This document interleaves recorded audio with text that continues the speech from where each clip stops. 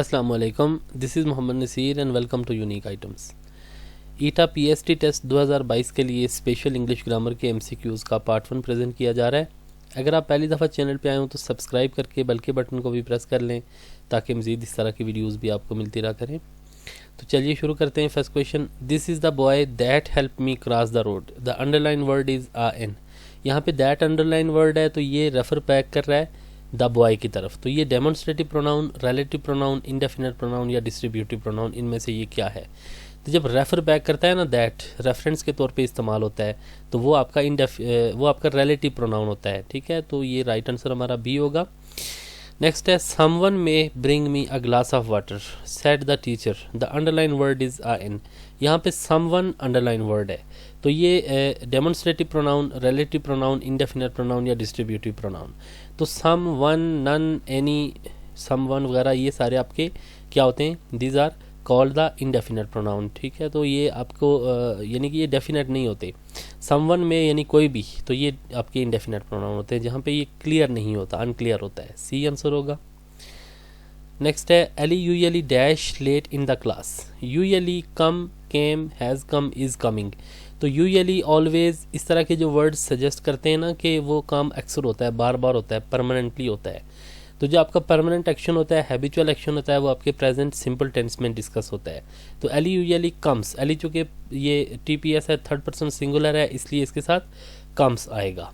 तो Ally usually comes late in the class. Kindness is a virtue, great virtue. The underline word is, ये virtue यहाँ पे underline word है। ये proper noun, collective noun, abstract noun या common noun. तो virtue यहाँ पे एक ऐसा नाउन है जो कि यानी कि फीलिंग्स, थॉट्स और स्टेट्स को शो करता है। तो ये क्या है? जो जिस चीज़ को आप टच नहीं कर सकते वो आपका एब्स्ट्रैक्ट नाउन होता है, यानी कंक्रीट नहीं होता, एब्स्ट्रैक्ट होता है। Abstract feelings, thoughts, emotions etcetera इस तरह की चीज़ें होती हैं जिनको आप छू नहीं सकते। तो ये सी यहाँ पे राइट आंसर होगा। I can not give you money at this moment. The underline word is a n. This यहाँ पे क्या है? Demonstrative pronoun, relative pronoun, distributive या न्यूमरल, तो कुछ भी। जो यहाँ पे दिस मोमेंट, मोमेंट यहाँ पे नाउन है। नाउन के साथ जब ये दिस, दिस, दैट इस्तेमाल हो जाए तो वो आपका क्या होता है? This is demonstrative adjective. ये एडजेक्टिव जो है ना के तौर पे यहाँ पे काम कर रहा होता है। जबकि अगर ये बिगनिंग में आ जाए ना, साथ में हेल्पिंग वर्ब आ जाए, this is a boy, that is a girl, तो वो आपका डेमोन्स्ट्रेटिव प्रोनाउन होता है जिससे हमने पीछे डिस्कस किया है। तो दरमियान में आ जाए जब रेफर बैक करने के लिए तो वो आपका रिलेटिव प्रोनाउन होता है। तो यहाँ पे ये एडजेक्टिव के सेंस में यूज़ हुआ है, चूँकि नाउन के साथ यूज़ हुआ है तो ये क्या है? Demonstrative adjective. जैसे यहाँ पे I can't forget that incident. Incident यहाँ पे नाउन है, इसके साथ ये दैट इस्तेमाल हुआ तो यहाँ पे ये भी डेमोन्स्ट्रेटिव एडजेक्टिव है। जबकि डेमोन्स्ट्रेटिव प्रोनाउन तब होगा जब आप इसको शुरू में यूज़ करेंगे ना, दैट इज़ अ बॉय, तो ये डेमोन्स्ट्रेटिव प्रोनाउन होगा। दरमियान में यूज़ होगा रेफर बैक करने के लिए। तो जैसे हमने किया था ना, this is the boy that, तो दैट बॉय की तरफ पीछे रेफर करे तो वो क्या होगा? Relative pronoun. तो यहाँ पे ये इंसिडेंट नाउन के साथ इस्तेमाल हुआ तो ये क्या है? डेमोन्स्ट्रेटिव एडजेक्टिव है। आपको पता है कि नाउन या प्रोनाउन को एडजेक्टिव क्या करता है? मॉडिफाई करता है। तो ये मॉडिफाई कर रहा है इसको, नाउन को। तो सी आंसर है। He doesn't dash the mangoes. Doesn't, liked, likes, liking. तो डज जो वर्ड है ना, तो डू डज के बाद फर्स्ट फॉर्म यूज़ होती है। तो डज ऑलरेडी जो कि ई एस लगा हुआ है, इसके एस तो नहीं आ सकता, और ये डज के बाद सेकंड फॉर्म भी नहीं आएगी। तो डज के बाद हमेशा फर्स्ट फॉर्म आती है। ही डजेंट लाइक, तो सी आंसर होगा। ही always dash first in the class. He always, always word भी ये सजेस्ट कर रहा है कोई काम बार बार हो रहा है, तो जो हैबिचुअल एक्शन है उसके लिए हम प्रेजेंट सिंपल यूज़ करते हैं। तो ही ऑलवेज, ही चूँकि टीपीएस थर्ड पर्सन है इसलिए इसके साथ ई एस आएगा, comes. He always comes first in the class. A answer होगा। At the zoo I saw a striped zebra. The underline part of the sentence is a striped zebra. At the zoo I saw a, I subject, saw verb, a striped zebra object. I subject, verb, object. तो यहाँ पे ये जो part of the sentence है as an object use हुआ है। तो as an object use हुआ तो ये क्लास तो नहीं है। क्लास एक बड़ी चीज़ होती है, यानी क्लास में आपको मीनिंग्स पूरे क्लियर होते हैं, उसमें सब्जेक्ट और प्रेडिकेट होता है क्लास के अंदर। तो स्ट्रिप्ड जेब्रा क्या है? ये एक फ्रेज़ है। तो डेफिनेटली फिर ये क्या है कि एज ए ऑब्जेक्ट यूज़ हुआ तो noun as a object use हो सकता है, तो ये नाउन फ्रेज़ है। The White House was brightly decorated for the holidays. The underline part of the sentences, देखें ना, वाइट हाउस ये एज ए सब्जेक्ट यूज हुआ है, सब्जेक्ट और प्रीडिकेट। तो डेफिनेटली जो नाउन होता है वो एज ए सब्जेक्ट इस्तेमाल होता है। ये क्लास तो है नहीं, क्योंकि ये फुल आपको सेंस तो दे नहीं रहा, तो इसलिए ये क्या है, ऊपर वाले सेंटेंस की तरह यहाँ पे भी ये एक नाउन फ्रेज है। बी आंसर होगा। He was a lion in the battlefield. The sentence is an example of he was a lion in the battlefield. उसको वो आप डायरेक्टली लाइन कह रहे हैं, शेर कह रहे हैं आप, वो जंग के मैदान में शेर था।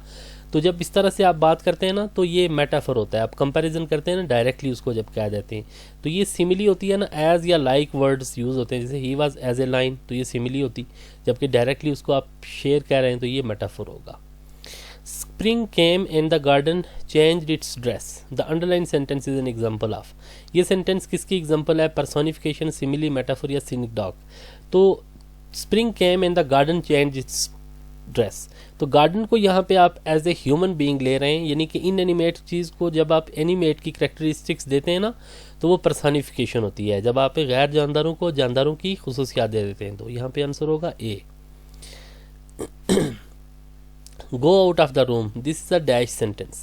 Declarative, interrogative, imperative और exclamatory।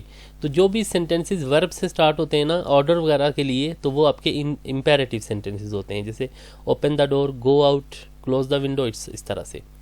The teacher reached the class after the bell rang. The sentence is an example of। ये आपके जो ऊपर वाले sentences है ना, तो ये types of the sentence according to function, ये types of the sentence according to the structure. तो ये सेंटेंस सिंपल है, कंपाउंड है, कॉम्प्लेक्स सेंटेंस है या कंपाउंड कॉम्प्लेक्स है। अब देखें जो कॉम्प्लेक्स सेंटेंस होता है ना, the teacher reached the class, देखना ये पूरा आपको सेंस दे रहा है यहाँ तक। तो ये एक है क्या है, इंडिपेंडेंट आपका क्लास है यहाँ पे। आफ्टर द बेल रिंग, ये आपका डिपेंडेंट क्या है, क्लास है, क्योंकि यहाँ पे सबऑर्डिनेटिंग कंजंक्शन आफ्टर यूज हुआ है। आफ्टर द बेल रिंग, तो ये वाला पार्ट जो है ना, ये सबऑर्डिनेट क्लास है, और ये पीछे the teacher reach the class, ये क्या है, this is an independent class. तो यहाँ पे आप देख सकते हैं एक ऐसा सेंटेंस जिसमें एक इंडिपेंडेंट और एक डिपेंडेंट क्लास हो, तो वो क्या होगा, दैट इज कॉम्प्लेक्स सेंटेंस की एग्जांपल होती है वो। सी यहाँ पे आंसर होगा।